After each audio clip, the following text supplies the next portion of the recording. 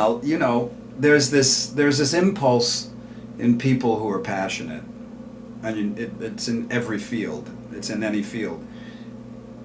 They just march to the beat of their own drummer. They constantly are seeking out their enthusiasm. They're constantly seeking to manifest their enthusiasm into the world, and that's what we're here for. I believe, is to expand the universe with the enthusiasm of our own creative potential. And once you find it, there's no turning back. It doesn't matter if you're being worldly successful at it or not. But usually, worldly success is just a coincidence, a consequence of the manifestation of your passions. And you can see it in musicians and artists and business people and in photographers. So, you know, when I've seen, you know, your work through the years, along with the other great photographers, and there's no surprise that we're sitting here now 30 years later or something, and you're still doing it because you're one of those guys who have been able to identify and move forward with the manifesting of your passion, and nothing's going to stop you. You know, it's just the way it is. And as far as my perspective on photography, like many, I didn't understand it. You know, I think you take a camera and you go click, and it's a photo. How can you be good at taking a photo? You know, I don't know. You know, that's the limitations of my perspective. But the next thing you know, I moved out to California and I'm with Frank, and all of a sudden there's photo shoots. And I still didn't know. I just liked looking into the camera, and that's it. But then, when I joined Dave Roth's band, that added another whole dimension to the quality of what photography really meant, and how you can capture an aura with, you know, I started to see what lighting meant. I started to see what certain, you know, poses, why it was important. For me, I discovered that the way you're feeling translates into the camera. You know, what your intentions are is captured. And I learned that from Dave, you know, because he was a master at that stuff, you know, just total master. So back in those days, it was very different because there was no digital, and usually the best shots were on slides. And Dave's, you would, you know, what I learned from him was you would get all the slides from the photo shoot, all of them, and then you'd look at them, and the ones that, if you can imagine this, maybe you remember this, the ones that you didn't approve as the artist, you take a hole punch and put it through it, and then give them all back, or only give back the approved. That's the way it was. And now, also, with the advent of the internet, the whole concept of intellectual property has changed drastically, because intellectual property, if you're a businessman and you are a real estate magnate, your equity is in your real estate. It's in, you know, substantial things. I own a Sharpie company, and Sharpies are my value, you know.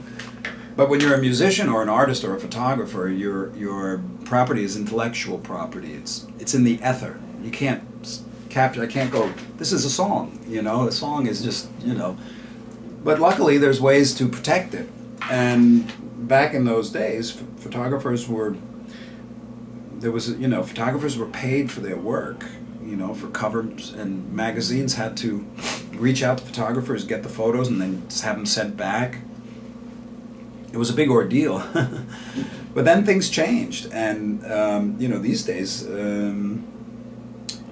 the value of intellectual property is, you know, it's not as recognized. And I know that that's a real challenge for photographers. But if you were passionate about what you were doing in the day, you end up with photos like this that are very valuable, and you own them, and, you know, people can't just reproduce them without getting your permission or paying you or whatever. I know it's kind of willy-nilly with the internet, you know, because photos are just traded all over the place.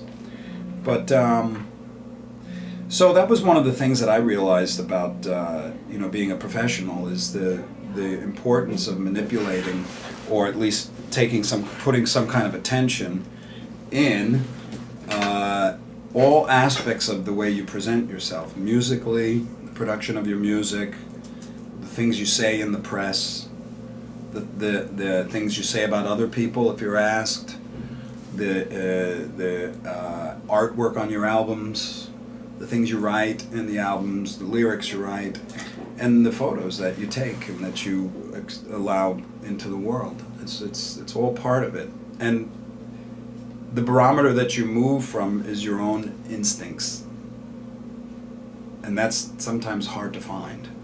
Because in many people, I know myself in various fields, my instincts are not sharp. They're covered. You cover your instincts by beliefs and all these bogus things in your head. But in some fields, in some subjects, some people can be very fine-tuned with their instincts, and you just flow with what feels right to you.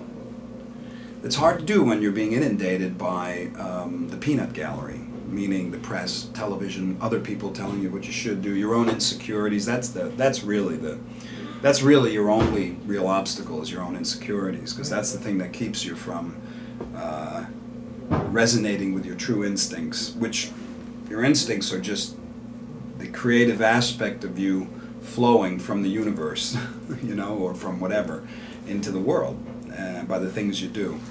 And you can tell when somebody's in touch with their instincts in their art. And you can tell when somebody is pantomiming the genius of somebody else. There's a quality to it. But I'm a firm believer that everybody has their genius, so to speak. It's just finding it and having the courage to manifest it.